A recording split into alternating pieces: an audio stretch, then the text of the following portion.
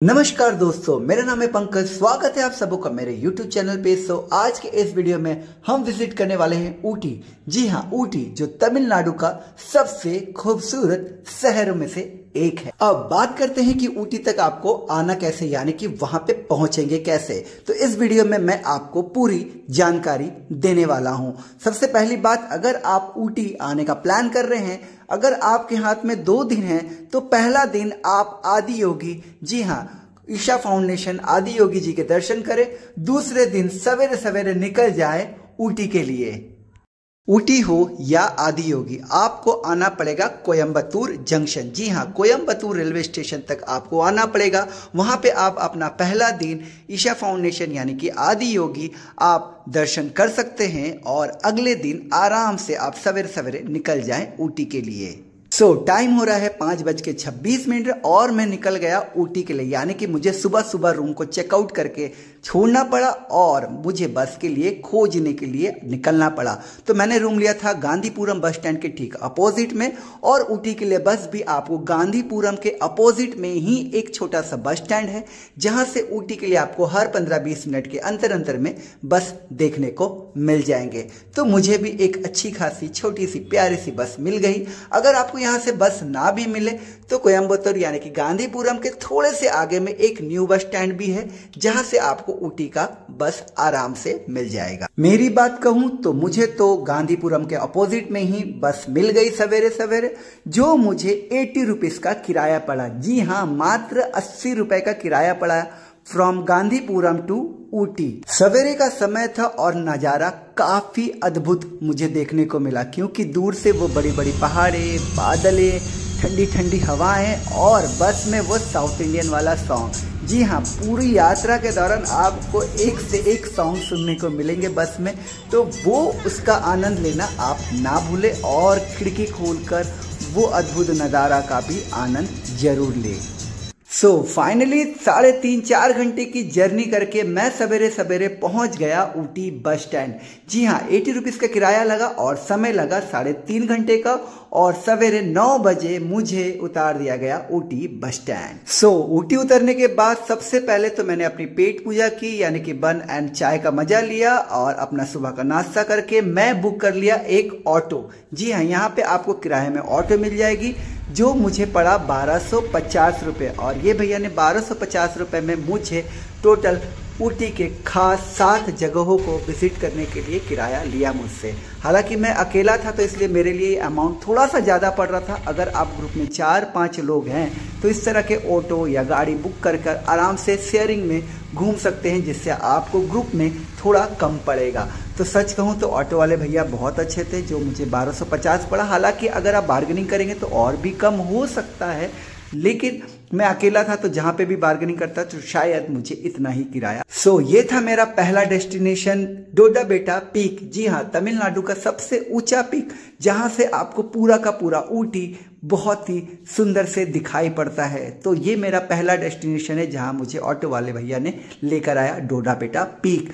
तो डोडा बेटा पीक आप अपने लिस्ट में सबसे पहले शामिल कर ले और कोशिश करें कि सवेरे सवेरे आए, तभी जाके आपको इस तरह का अद्भुत नज़ारा देखने को मिलेगा। तो सच कहूँ, ये नज़ारा वाकई में बहुत ही खूबसूरत था और किसी जन्नत से कम नहीं था। और एक चीज, डोडा बेटा पीक में आपको इंटर करने के लिए 10 रुपए का टिकट यानी कि किराया पड़ेगा। तो 10 रुपए का टिकट पर हेड के हिसाब से आप भीतर एंट्री करके ये खूबसूरत नज़ारा का आनंद ले। अब चलते हैं हम अपने दूसरे डेस्टिनेशन यानी कि ऊटी का टी गार्डन। जी हाँ, यह है ऊटी का बहुत ही खूबसूरत टी गार्डन, और अच्छी बात यह है कि यहाँ पे आप फोटोग्राफी भी कर सकते हैं अपने फैमिली के साथ, यहाँ के वेशभूषाओं को पहन के, एज वेल एज यहाँ पे भी एंट्री करने के लिए आपको टिकट लेनी पड़ेगी। तो ये है ऊटी का टी गार्डन। जी हाँ, ऊटी का टी गार्डन मतलब बेस्ट डेस्टिनेशन है घूमने के लिए। यहाँ पे लोग फोटो भी खिंचाने आते हैं। मतलब यहाँ पे जो दार्जिलिंग वाली, जो नेपाल वाली जो ड्रेस होती है ना टी गार्डन वाली, वो ड्रेस पहन के टोकरी लेके बहुत सारे फैमिली लोग यहाँ पे फोटो भी कैप्चर कर रहे हैं। मतलब एक अद्भुत नज़ारा मुझे देखने को मिला यहाँ पे। मतलब आप भी देख सकते हो कि यहाँ पे कितनी ज़्यादा, मतलब ये वादियाँ, ये खूबसूरती, मतलब औसम लेवल की। अगर आप ऊटी आ रहे हैं तो टी गार्डन मस्ट विजिट करें। मात्र 20 रुपये आपको टिकट चार्जेस पड़ती है, 20 रुपीज़। तो 20 रुपीज़ आपको इसके भीतर एंट्री करने के लिए देने पड़ेंगे। तो बेस्ट प्लेस है। टी गार्डन घूमने के बाद मैं पहुंच गया मेरा तीसरा destination, Doddabetta tea factory and chocolate factory. जी हाँ, सही सुना, टी फैक्ट्री। और भीतर एंट्री करने से पहले आपको पहना दिया जाएगा एक बैंड। ये बैंड पहनना ना भूले, इसे जरूर ले ले गेट के बाहर ही। और जो सबसे अच्छी चीज लगी, यहाँ पे मुझे पूरा का पूरा प्रोसेस दिखाया गया कि कैसे एक पत्ती से यानी कि पत्ता से आपको चाय क्रिएट की जाती है, बनाई जाती है। ये पूरा का पूरा प्रोसेस मुझे दिखाया गया और लास्ट में मुझे एक कप चाय की चुस्की लेने के लिए भी दिया गया। जी हाँ, जो पत्ती यहाँ पे बन रही है उसी कंपनी की चाय पत्ती से बनी हुई चाय मुझे पीने को भी मिली। तो आप लोग भी पूरा का पूरा प्रोसेस इस वीडियो में देखें।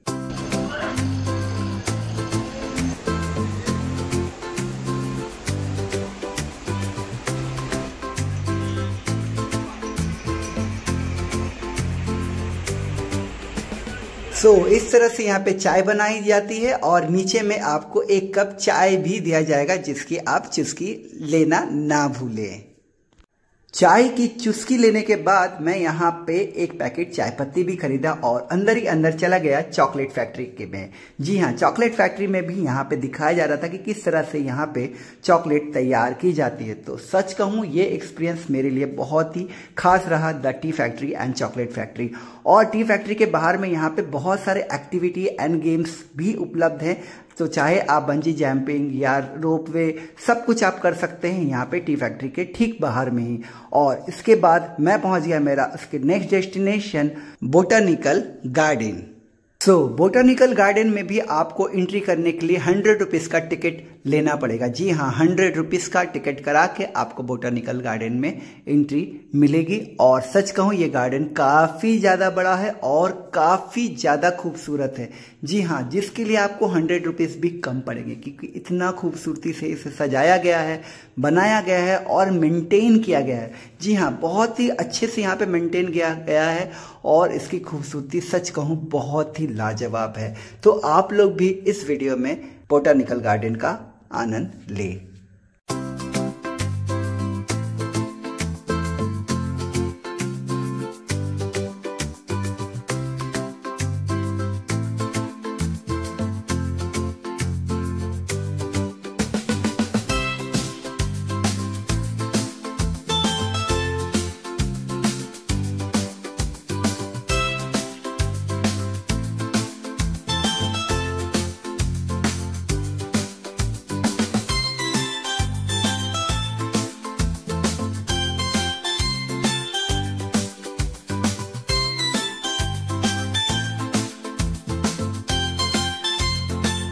बोटानिकल गार्डन के बाद आप रोज गार्डन भी घूम सकते हैं। रोज गार्डन भी पास में है। हालांकि ये सीजन रोज का नहीं था, रोज हमें देखने को नहीं मिलता, तो इसलिए ऑटो वाले भैया ने पहले ही मुझे बता दिया, तो इसलिए मैं रोज गार्डन तो नहीं गया। बट आप लोग रोज गार्डन जरूर जाएं।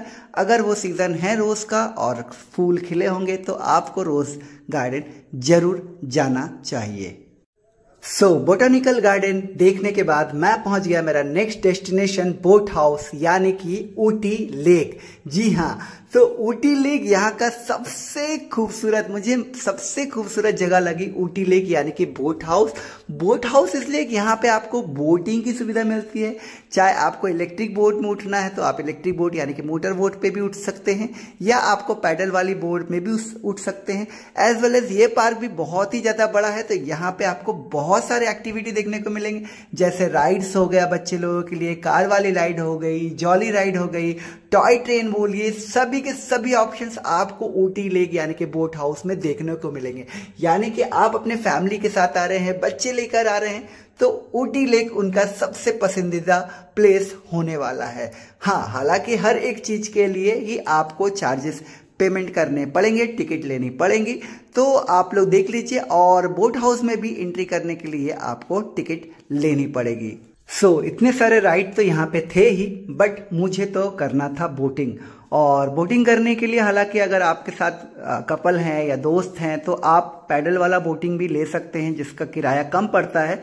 तो मैं अकेला ही था, तो इसके लिए मुझे किसी और फैमिली के साथ ऐड ऑन होके मुझे मोटर वाला बोट का मज़ा लेने को मिला, जिसके लिए मुझे 200 रुपये पेमेंट करने पड़े। तो आप लोग भी पूरे लेक का मज़ा लें।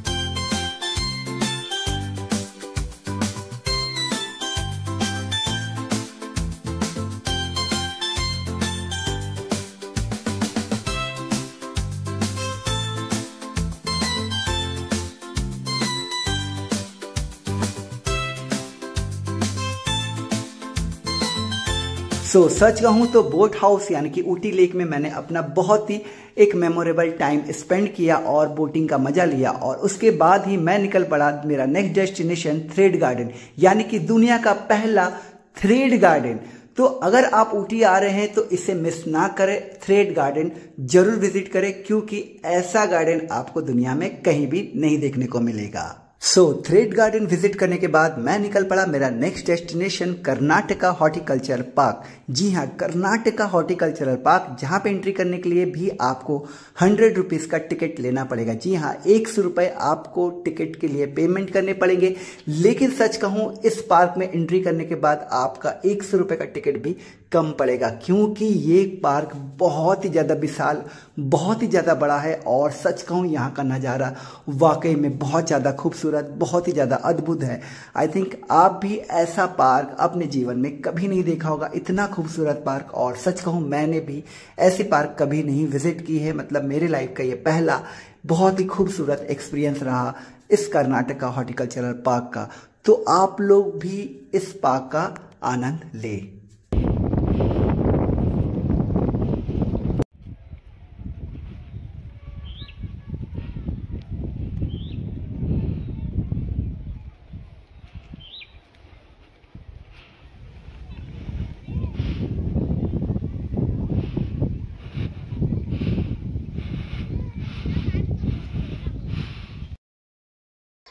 अब मैं आ गया हूँ कर्नाटका सिरी हॉर्टिकल्चरल पार्क। जी हाँ, ये भी आपको ऊटी में ही बना हुआ है। यार, ये व्यू की मैं बात करूँ तो बहुत ही ऑसम व्यू है। बात करता हूँ यहाँ पे एंट्री फीस की, तो यहाँ पे एंट्री के लिए आपको 100 रुपीज़ पे करने पड़ेंगे फॉर एडल्ट पर्सन। तो अगर आप एडल्ट हैं तो आपको यहाँ पे इस पार्क में एंट्री करने के लिए 100 रुपीज़ पे करने पड़ेंगे। नो डाउट 100 रुपीज़ भी कम है ऐसे नज़ारों के लिए। अनडाउटली बहुत ही ऑसम पार्क बनाया गया है गाइस, मतलब आप देख सकते हैं। तो आप भी इन खूबसूरत नज़ारों का मज़ा लें।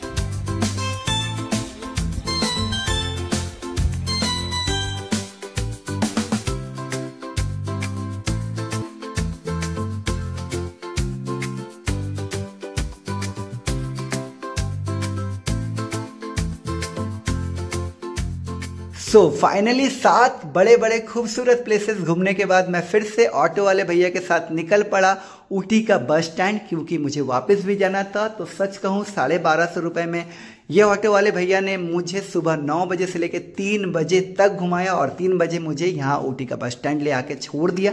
और ऊटी के बस स्टैंड में आपको हर बड़े शहर के लिए बस मिल जाएंगे, तमिलनाडु के यहाँ तक कि बेंगलोर तक का भी बस यहाँ पे अवेलेबल है। और मुझे जाना था गांधीपुरम, क्योंकि गांधीपुरम से मुझे कोयम्बतूर से ट्रेन लेना था, जो मेरा टिकट ऑलरेडी कटा हुआ था टुवर्ड्स कोलकाता। तो यहाँ से फिर से मुझे 80 रुपये पड़े। और कोशिश करें कि शाम से होने से पहले, यानी कि अंधेरा होने से पहले ही बस ले ले, क्योंकि ये काफ़ी ऊपर में है, पहाड़ों के ऊपर है, तो नीचे उतरते वक्त काफ़ी ज़्यादा जैम आपको देखने को मिलेंगे, लैंडस्लाइडिंग जैसी भी हुआ करती है। तो जब भी आ रहे हैं ऊटी में घूमने के लिए तो सवेरे सवेरे आ जाए, और अगर वापसी है, टिकट है, तो आप शाम होने से पहले ही निकल जाए, क्योंकि ये रास्ता काफ़ी ज़्यादा खतरनाक भी है जितनी कि ये खूबसूरत है।